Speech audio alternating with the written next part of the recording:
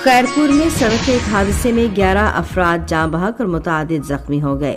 हादसा उस वक्त पेश आया जब बहावलपुर से कराची जाने वाली एक मुसाफिर बस जीटी रोड पर टंडो मस्ती के करीब ट्रेलर से टकरा गई। रेस्क्यू जराये के मुताबिक जख्मियों को तिब्बी इमदाद के लिए करीबी अस्पतालों में मुंतकिल कर दिया गया है। बांग्लादेश के मुतवक्किल वज़ीर आज़म तारिक रहमानी ने इलाकाई राबितों को असर-ए-नौ उस्तवार करने पर जोर दिया है।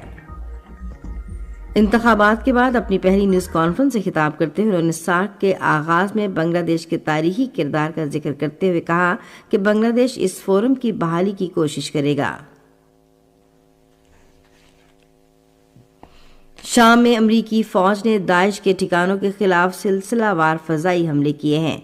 एक बयान में अमरीका की मरकजी कमान ने कहा है कि उसने शाम भर में दाइश के 30 से ज्यादा अहदाफ पर हमला किया, जिसमें इसके बुनियादी ढांचे और हथियार जखीरा करने की तंसीबात को निशाना बनाया गया है।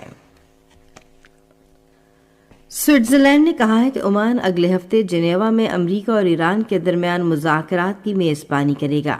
स्विस वज़ारत ख़ारजा के तर्जुमान ने ख़बरसां इदारे AFP को बताया कि बिलवास्ता मुज़ाकरात में ओमानी हुकाम सालिस का किरदार अदा करेंगे। उर्दू के मारूफ शायर मिर्जा असदुल्ला खान गालिब की 157वीं बरसी आज मनाई जा रही है। वो 1797 में आगरा में पैदा हुए। मिर्जा गालिब ने इब्तिदा में अपने शेरी सफर का आगाज फारसी जबान में किया। बाद-अज़ां उन्होंने उर्दू में शायरी की और इसके एक अजीम शायर बन गए। उनका शुमार जनूबी एशिया के मौसर तरीन शोरा में होता है। मिर्जा गालिब 1869 में आज के रोज दिल्ली में इंतकाल कर गए थे। कोलंबो में ICC T20 आलमी कप के एक मैच में आज पाकिस्तान और भारत मद्दे मुकाबिल होंगे। मैच शाम 6:30 बजे शुरू होगा। वजीर इत्तलात व नशरियात अताउल्लाह तारड़ ने पाकिस्तानी क्रिकेट टीम पर भरपूर एतमाद का इजहार किया है। एक वीडियो बयान में उन्होंने कहा कि कौमी टीम के पास शानदार कारकर्दगी पेश करने के लिए जरूरी सलाहियत और तवाजुन मौजूद है। वजीर ने कहा कि टीम के पास स्पिन और फास्ट बॉलिंग का एक मौसर इम्तिजाज है। इसके साथ आलमी मयार के बल्लेबाज हैं जो दबाव में बेहतरीन कारकर्दगी दिखाने की सलाहियत रखते हैं। ICC T20 वर्ल्ड कप के दूसरे 2 मैचों में आज मुंबई में वेस्टइंडीज का मुकाबला नेपाल से होगा। मैच सुबह 10:30 बजे शुरू होगा। चेन्नई में अमेरिका का मुकाबला नमीबिया से होगा। मैच दोपहर 2:30 बजे शुरू होगा। महकमा मौसमियात ने कल से मंगल तक मुल्क के बेशतर हिस्सों में तेज हवाएं चलने और गरज चमक के साथ बारिश की पेशगोई की है। महकमा मौसमियात के मुताबिक बलोचिस्तान, सिंध, जनूबी खैबर पख्तूनख्वा और जनूबी पंजाब के बेशतर इलाकों में तेज हवाओं और गरज चमक के साथ हल्की से दरमियानी बारिश का इम्कान है। और अब मौसम की सूरत हाल। महकमा मौसमियात की पेशगोई के मुताबिक आइंदा 12 घंटों के दौरान मुल्क के बेशतर हिस्सों में मौसम ज्यादातर सर्द और खुश्क रहेगा।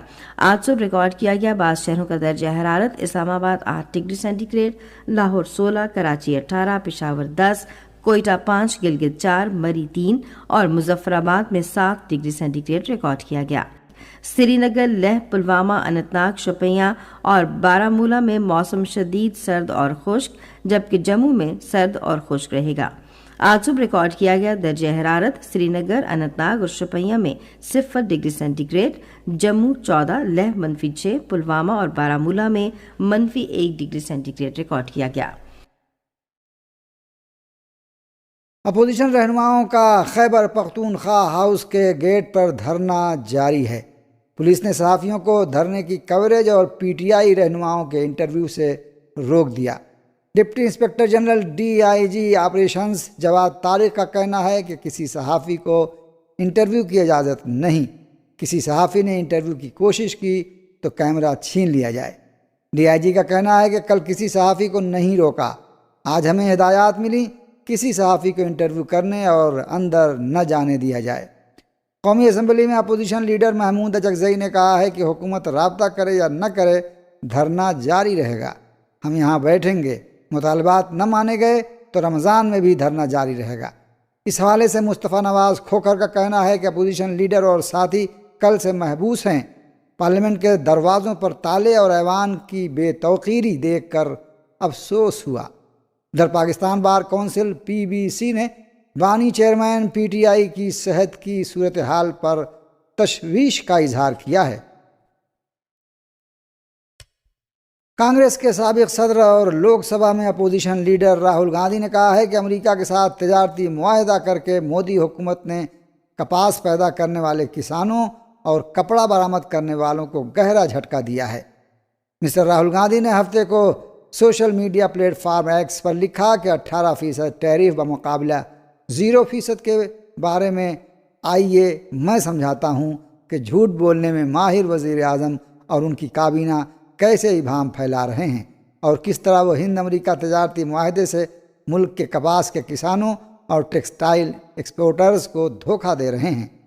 انہوں نے کہا کہ امریکی مارکیٹ میں ہندوستانی ملبوسات پر 18% ڈیوٹی لگتی ہے، جبکہ بنگلہ دیش کو امریکہ میں گارمنٹس کی برآمد پر 0% ٹیرف کا فائدہ دیا جا رہا ہے۔ شرط بس اتنی ہے کہ وہ امریکی کپاس درآمد کریں۔ دوسری جانب بھارتیہ جنتا پارٹی کے رکن پارلیمنٹ نشیکانت دوبے نے لوک سبھا میں اپوزیشن لیڈر راہل گاندھی کو ہند امریکہ تجارتی تعلقات، کپاس کی درآمد اور اس کے ہندوستانی کسانوں اور ٹیکسٹائل انڈسٹری پر اثرات کے حوالے سے کھلے عوامی مباحثے کا چیلنج دیا ہے۔ Social media platform X پر ایک پوسٹ میں مسٹر دوبے نے مسٹر گاندھی کی جانب سے شیئر کی گئی ایک ویڈیو پر رد عمل ظاہر کرتے ہوئے الزام لگایا کہ وہ ہند امریکہ تجارت اور ٹیرف ڈھانچے کے حوالے سے بڑا جھوٹ پھیلا رہے ہیں۔ بنگلہ دیش کے متوقع وزیر اعظم طارق رحمان نے کہا ہے کہ نئی حکومت کو سنگین چیلنجز کا سامنا ہوگا۔ بی این پی رہنما طارق رحمان نے یہ بھی کہا ہے کہ نئی حکومت کو سنگین چیلنجز کا سامنا ہوگا۔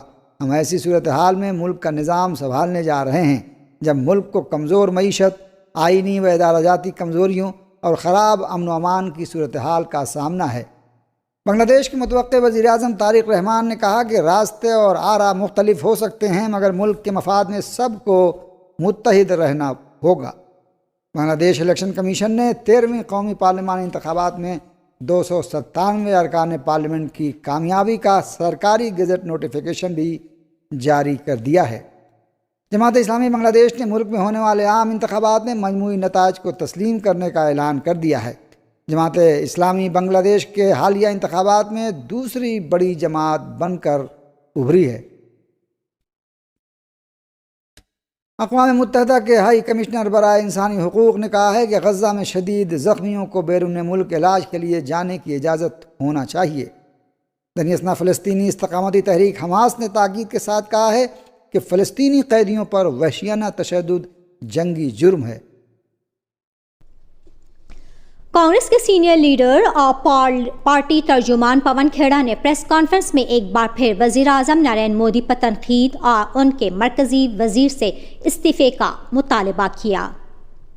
ایپسٹون فائلز معاملے پر کانگریس لگاتار مرکزی وزیر ہردیپ سنگھ پوری کو ہدف تنقید بنا رہی ہے اور وزیر اعظم نریندر مودی کو بھی کٹہرے میں کھڑا کر رہی ہے۔ ہردیپ سنگھ پوری کے جوابی حملوں اور ان کے بیانات کے سامنے رکھ کر کانگریس کے سرکردہ لیڈران ان سے استعفے کا مطالبہ کئی بار کر چکے ہیں۔ پون کھیڑا نے کہا کہ گزشتہ کچھ وقت سے ایپسٹون فائلز کو لے کر پوری دنیا میں بحث جاری ہے۔ اس معاملے میں 7 ممالک کے لیڈران نے استعفیٰ دیا ہے۔ افسوس کی بات یہ ہے کہ نریندر مودی اور ہردیپ سنگھ پوری کا نام بھی اس میں شامل ہے۔ پون کھیڑا نے مزید کہا کہ ہم سوچ رہے تھے کہ اس ملک کی حکومت کو ایک مائی کا لال چلا رہا تھا، جبکہ سچائی یہ ہے کہ امریکہ میں بیٹھا ایک دلال چلا رہا تھا۔ محفوظہ فلسطینی علاقوں میں انسانی حقوق کے لیے اقوام متحدہ کی خصوصی رپورٹر نے کہا ہے کہ وہ کسی دباؤ میں آ کر اپنے عہدے سے مستعفی نہیں ہوں گی۔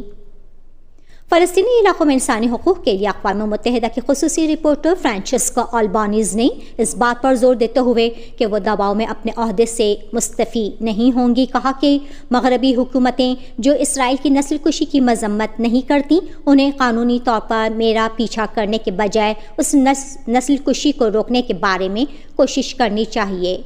فرانچسکا البانیز نے الجزیرہ کے ساتھ ایک انٹرویو میں اس بات پر زور دیا کہ وہ ممالک جو خود بین الاقوامی قانون کے خلاف ورزی کرتے ہیں اور نسل کشی کی مذمت نہیں کرتے انہیں مجھے سبق سکھانے کی ضرورت نہیں۔ مقبوضہ فلسطینی علاقوں میں انسانی حقوق سے متعلق اقوام متحدہ کی خصوصی رپورٹر نے مغربی ممالک سے مطالبہ کیا کہ وہ ان کے خلاف اقدام کرنے کے بجائے صہیونی حکومت کی خلاف ورزیوں کے بارے میں پیش کی گئی رپورٹوں کے بارے میں بحث کریں۔